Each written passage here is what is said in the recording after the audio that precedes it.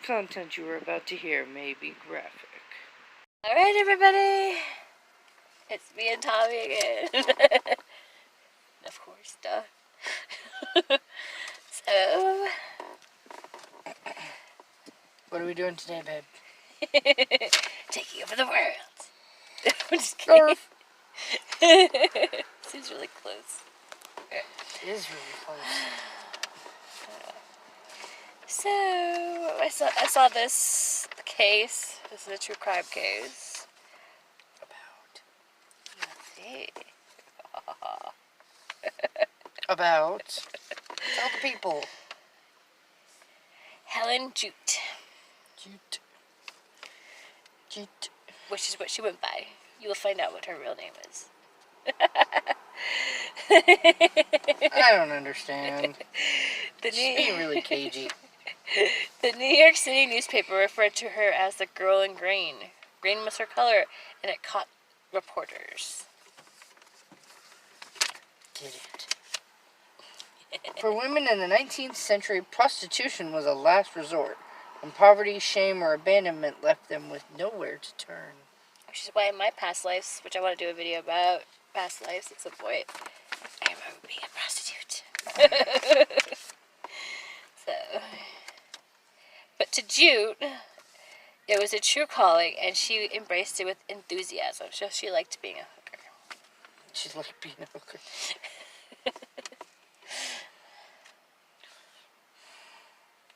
23-year-old Helen Jewet was a beautiful, intelligent, sophisticated prostitute at Rosina Townsend's upscale brothel, not far from New York City Hall. Her clients included politicians, lawyers, journalists, and wealthy merchants. She was a high-class prostitute. Okay. She was... Shut up. What a dumb name. We do not Sorry. insult the dead. I'm sorry. She was born... She was born Dorcas. I'm sorry, y'all.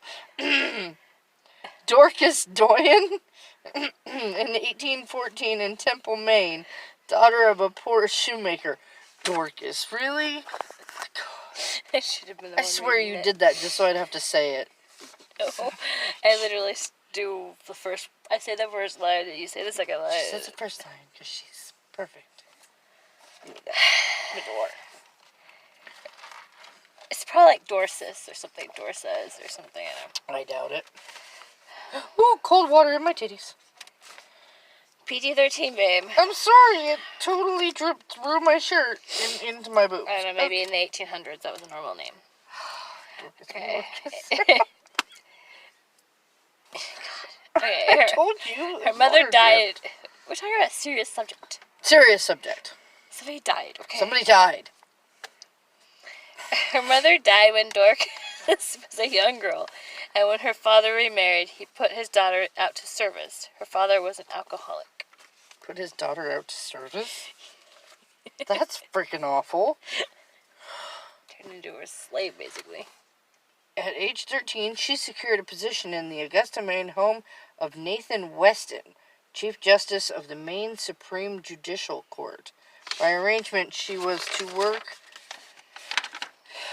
there as a servant until her 18th birthday, and the Westons would raise her almost as if she were their own child. It was a long one. Yeah, but... Jeez. What? It was a long one. What do you expect me to do? The sun is in my eyes. I think she needs a magnifying glass. I'm gonna beat you senseless. The work was hard, but it was a tremendous opportunity for a bright young girl to learn culture and civility. Yes. She was also given access to Judge Weston's library, and she became a very voracious reader, especially fond of novels, when which she was 16. That's the start of the next one. That's what I get for you suck. When she was 16 or 17, Dorcas became sexually active. The details of her seduction are not clear, but the act appears to have been consensual, and among the men suggested as her possible seducer was Judge Weston himself. Dirty old man. Gross. When the story became public, the judge had to do something, though. Dorcas was only 17. She and the Westons agreed to say that she was 18 in her service. This freed the judge from having to take action against her seducer and allowed Dorcas to go her own way. I wish I could just be like, I'm 18. Well, back then it was easier to fake records, especially for a judge. I'm 12.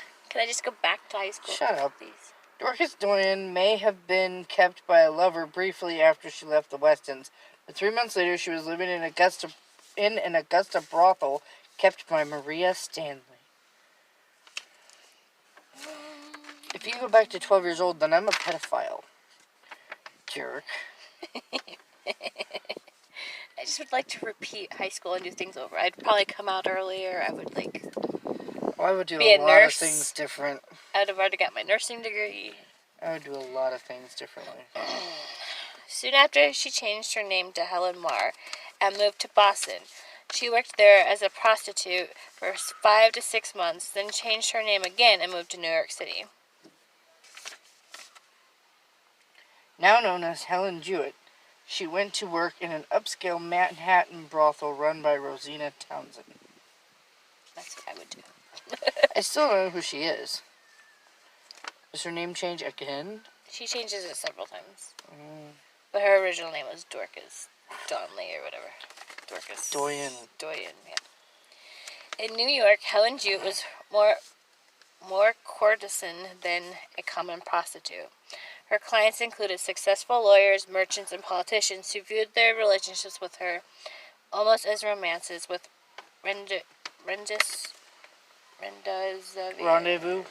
Wow. It's a French Rendezvous. It's a French word. She wouldn't know it. Yeah, but I've heard the word before. You've just never read it. And exchanges of gifts and letters. So she was more like a Call girl. yeah. Escort. Escort, yes. Her favorite client was a young man who went by the name of Frank Rivers. He was handsome and dashing. What is dashing anyway? The girls at Mrs. Townsend's house referred to him as Pretty Frank. Now I want to know what dashing is. Dashing's like looks good and classy and like woos the girls. Pretty Frank. That's what I want to be called, just Pretty Frank. His real name was Richard. See, everybody changes their name to weird things. Okay.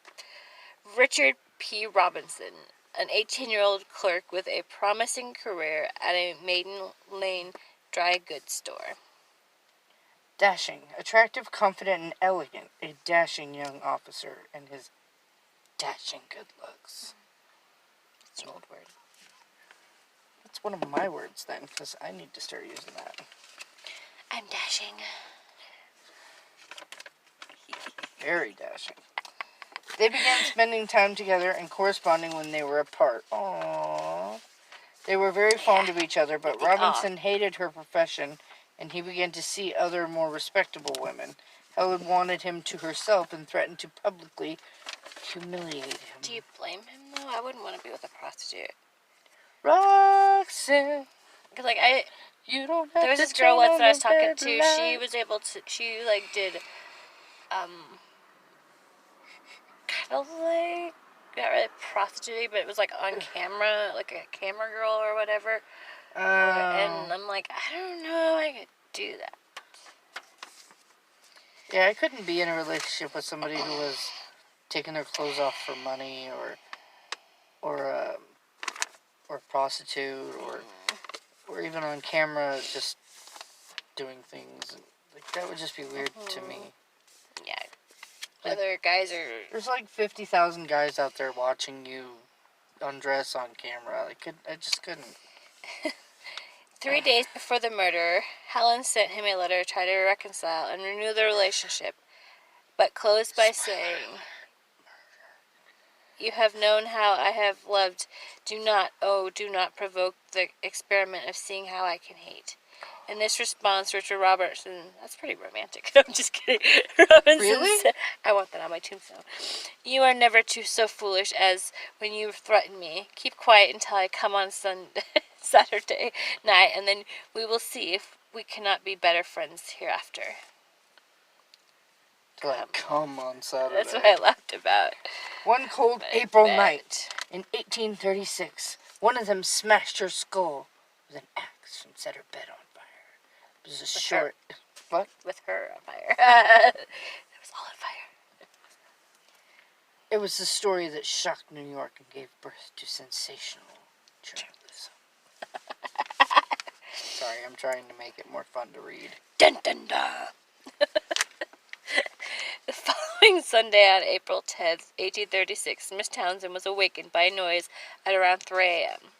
She found the back door ajar and a lamp that belonged to a second-floor bedroom burning in the hall. Dun, dun, dun. When she opened the door to Helen's room, black smoke billowed out. She yelled, "Fire!" and the girls and their male companions hurried into the street. We are reading it like it's a... It's a story. I'm reading it like it's a novel. Like a dirty, dirty novel. Anyway, it's serious. This lady died. Okay, but until she died, we can be funny about it. She just died. 3 watchmen came and helped her put the fire out. As the smoke cleared, she saw Helen's charred body on the floor. Her head had been smashed by someone wielding an axe. There's a lot of axe murdering back then. The murder had taken place sometime after midnight.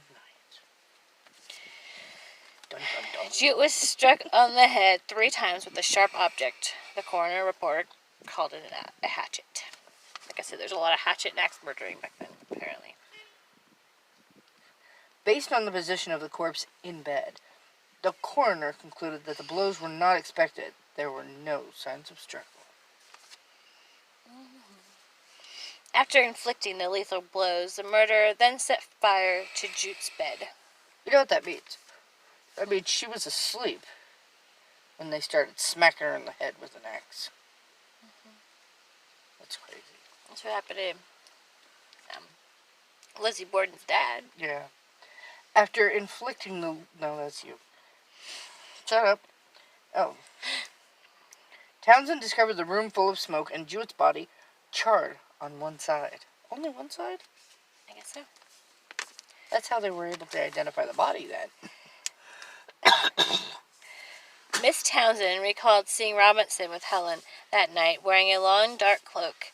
Outside they found a bloody hatchet and the cloak she had seen Robinson wearing. Richard Robinson was arrested, and the police, trying to elicit a confession, brought him to the scene of the crime, but he showed no emotion, just calmly denied killing Helen Jewet. And I will add pictures I've discovered. I hope you guys liked the last videos. I liked it. Very interesting. Based on the testimony of the women who lived in the brothel, the police arrested 19-year-old Richard P. Robinson on suspicion of Jewet's murder. Didn't you just say that?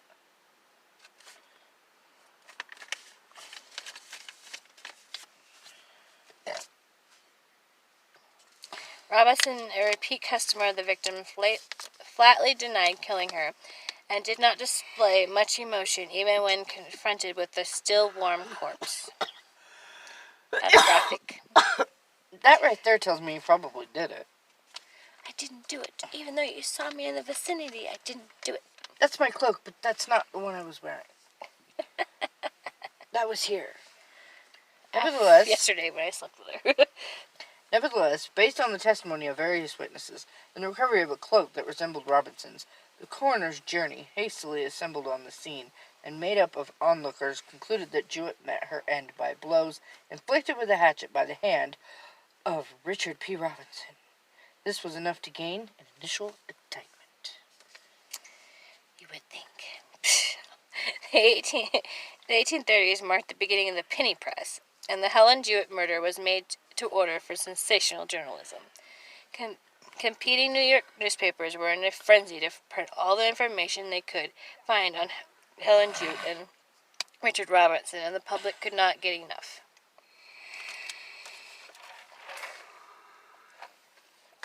By the time of the trial, the murder had become national news. And for the first time, reporters from other cities came to cover a New York murder trial. And yes, I just read that like that dude from 2020.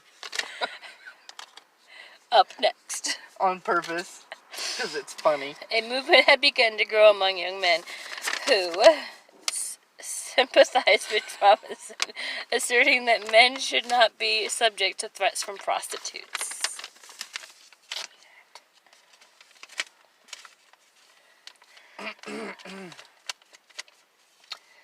They expressed their support by wearing black cloaks similar to the one worn by Robinson.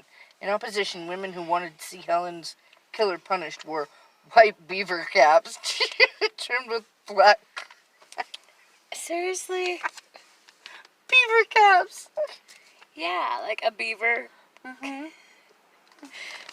What was that again? Not doing it again. On June 2nd, 1836, Robinson's trial for murder began. Ex-DA of New York's Ogden Hoffman appeared for the defense. Ogden. I kind of like that name.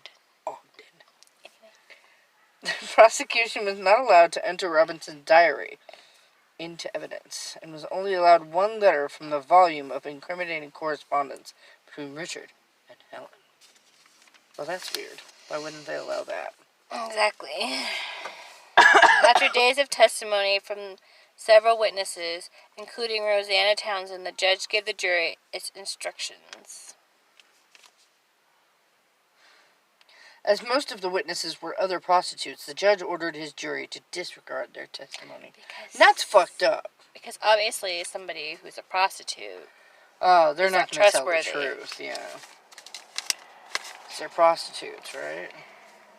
Presented primarily with circumstantial evidence against Robinson, the jury returned a verdict of not guilty in less than a half hour.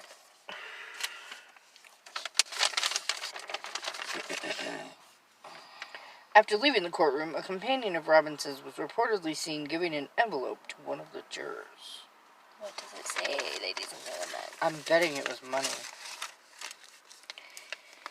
There were cheers from Robinson's supporters when they returned a verdict. The New York Herald, edited by James Gordon Bennett Sr., provided the most complete, if not unbiased, coverage of the sensational murder. Almost from the beginning and throughout the trial, Bennett insisted that Robinson was the innocent victim of various conspiracies launched by the police and Jude's madam. He also emphasized the sensational nature of the story and worked to exploit the sexual violent details of Jude's death.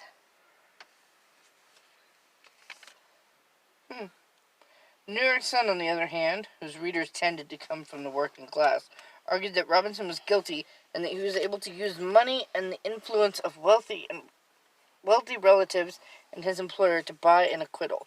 This theory continued to gain traction for many years later. Most notable, the trial was largely responsible for the nationwide changes in the approach to sex and scandal coverage by American journalists. Prior to the case, coverage of such topics by major newspapers were nearly non-existent.